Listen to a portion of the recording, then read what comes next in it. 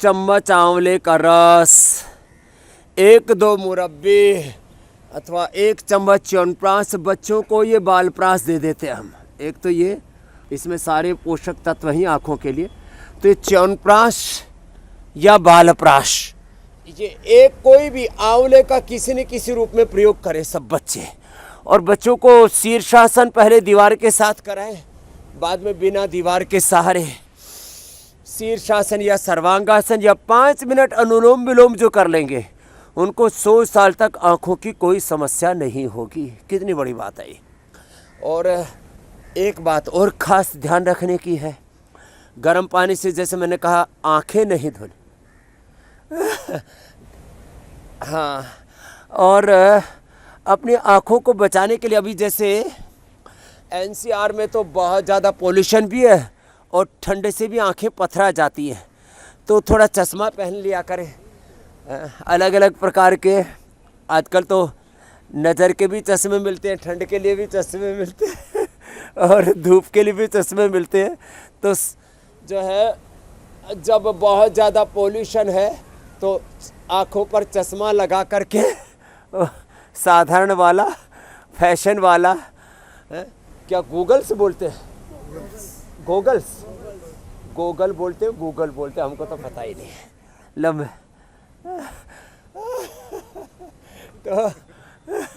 तो ये गॉगल्स लगा करके, मास्क लगा करके सुबह सुबह दौड़ लगाया करे बच्चों को, तो फिर ज़िंदगी में कभी चश्मा चढ़ेगा ही नहीं। जैसे ना हमारे आँखों पर चढ़ा, ना हमारे कुल खानदान में जे अब तो सन्यासी हो गए, लेकिन हमने देखा न पिताजी के न दादाजी के किसी के आँखों पर चश्मा था ही नहीं। और अब तो हमने जब से ये जल नीति सूत्र नीति बता दिया है ना बच्चों को ये, और अब तो इतना ये पोर्टेबल जो है ना, ये जल नीति पोर्ट इतना अच्छा है, बहुत ही अच्छा।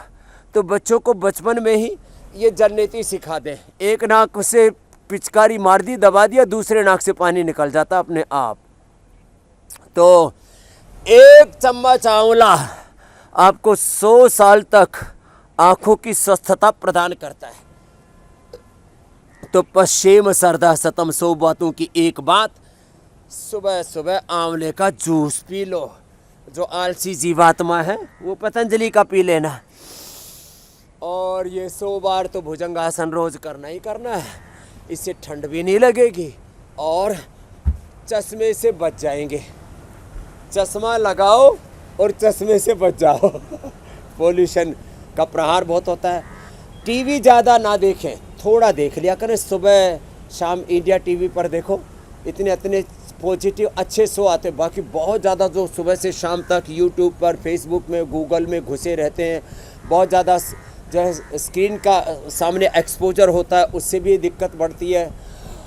तो और जो है जिनकी दृष्टि में सकारात्मकता नहीं होती, तो अपने पॉजिटिव एटीट्यूड रखें, ये भी बहुत ज़रूरी है। चलो ये भी करो। हरियाली के बीच में रहे, और कुछ नहीं तो अपने घरों में थोड़ा गमले ही लगा लें। यहाँ तो खूब हरियाली है, देखो मेरे सामने कितने बढ़िया बढ़िया पेड़ लगे, मोलसरी से लेकर के अलग अलग प्रकार के। और इस मैं जिधर देखता हूँ चारों तरफ यहाँ हरियाली हरियाली दिखती है। ऐसे हरियाली का वातावरण भी बहुत ज़रूरी है। एक पोल्यूशन की मार, दूसरी ठंड की मार, और इससे आदमी हुआ जा रहा है बीमार।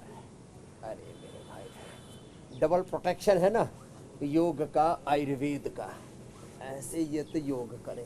लौकी का जूस, पेठे का जूस, सर्दी आ गई है तो थोड़ा ठंडा पड़ेगा जूस, तो लौकी का सूप, लौकी को उबाल ले। अभी मैं दिल्ली गया और वहाँ हमारे गिरीश आहूजा साहब प्रतिदिन इंडिया टीवी को देखते ही नहीं है। देश के करीब 8-10 लाख जो चार्टेड अकाउंटेंट्स जो हो चुके हैं, जो इस समय बन रहे हैं और बनने वाले हैं, उनके सबसे बड़े गुरु हैं वो। तो बोले जी मैं रोज़ इंडिया टीवी देखता हूँ, आपने बताया कि बाप सर्दी आ गई है, अब लौकी का जूस मत पियो। तो लौकी उबाल लेता हमारा बच्चा, और फिर मैंने देखा उसको हल्का सा जीरा, थोड़ा सा पतंजलि बंधानी हींग डाल करके और आधी चम्मच गाय का घी, और उसका सूप बना लिया, लौकी का सूप भी। अब ठंडा ठंडा आ गया भाई, अब जूस मत पीना। हाँ, और उससे ही बीपी नॉर्मल आ जाता है। ये पवन मुक्त आसन, मरकट आसन बहुत ही ज़बरदस्त है। शीर्षासन, सर्वांगासन हाइपरटेंशन वाले मत करना भाई। देखो ये शीर्षासन और सर्वांगासन ये हाइपरटेंशन वालों को मना कर देते हैं। ठीक होने के बाद फिर कर लेना। पहले ठीक हो लो, बाद में शीर्षासन कर लेना। अभी नहीं करना, अभी नहीं करना। ऐसे ये, और ये रुद्राक्ष के स्पर्श मात्र से ही हमारा बीपी नॉर्मल होता है। और तो मैं कह रहा था लौकी का सूप। और हाँ, एक बात और खास, ठंड आ गई है, मेरे शरीर में थोड़ा पित्त बढ़ गया था, क्योंकि रात दिन का ऐसे ही काम का ऐसा चला। तो मैंने सोचा चलो ठंड हो, गर्मी बढ़ गई है, तो मैंने रात को कल सीताफल भी खा लिया, फिर रामफल भी खा लिया, फिर गन्ना भी खा लिया। तो सुबह सुबह नशे करना पड़ा, इतना कफ बढ़ गया। तो ठंडी चीज़ें रात को मत खाना, ठंडे फल नहीं खाना। सीताफल रात को मत खाना, सीताफल, रामफल, वो आजकल वो टमाटर सा आता है ना, उसको लोग रामफल बोलने लग गए। इसका अंग्रेजी में तो कुछ और नाम है, लाल लाल सा आता है। दोनों ही ठंडे। तो ठंडे फल अब रात को नहीं खाना। तो रात को क्या खाना? रात को आप खजूर खाना, रात को उबला हुआ सेव, उबला हुआ सेव, उबला हुआ अमरूद, और पपीता गर्म होता है, रात को पपीता खाएं, सेव और अमरूद उबला हुआ खाएं। अनार खा सकते हैं, अनार ठंडा नहीं होता है, वो कफनाशक भी होता है। तो ये थोड़ी सी सावधानी भी रखें भाई। और लौकी की सब्जी या लौकी का सूप बेस्ट है। आहा, ऐसी चीज़ें हैं। तो ये मंडूकासन, योग मुद्रासन बताया, और ये अभ्यास बड़ा अच्छा है। ऐसे कोई भी आसन में बैठ के एक साथ ऐसे 10-20 बार ऐसे ही कर लें, इससे लीवर, स्प्लीन एकदम अच्छे हो जाते हैं, पूरी बॉडी का बैलेंस हो जाता है। और फिर जब फ्लैक्सिबिलिटी इम्प्रूव हो जाएगी, ऐसे ऐसे, और हाथों का भी जो है ऐसे ऐसे, ये और फिर ये ऐसे, तो फिर गोमुखासन भी हो जाएगा, उससे पूरा बैलेंस बन जाता है। तो बीपी के लिए एक होती है सर्पगंधा, बड़ी ज़बरदस्त है, ब्राह्मी शंखपुष्पी सर्पगंधा, मस्तिष्क के लिए बहुत अच्छी मानी जाती है। जिनको नींद नहीं आता उनके लिए भी, लेकिन उसकी ज़्यादा मात्रा नहीं लेनी चाहिए, नहीं तो जो है पल्पिटेशन बहुत स्लो हो जाता है। तो इसलिए सर्पगंधा ज़्यादा ना ले। जो पैर ऊपर वही हाथ ऊपर, दूसरा हाथ पीछे से, ऐसा लेके बैलेंस बनाए ऐसे। तो बीपी के लिए ये भी ज़रूरी है, उत्तेजनाओं में ना आए। आदमी जो है ना आपा खो देता है, छोटी छोटी बातों में गुस्सा कर लेता है, फिर उसकी आदत पड़ जाती है। बात में भी बात में ऐसे प्यार से ना बोल करके अबे तबे करके बात करना है। अबे समझेगा कि समझाऊं? अबे तबे मत करना। तेरा दिमाग खराब है, ऐसे क्यों बोल रहे हो भाई? आराम से बात कर लो भाई साहब, मेरी बहन जी, किसी ने गलती कर दी।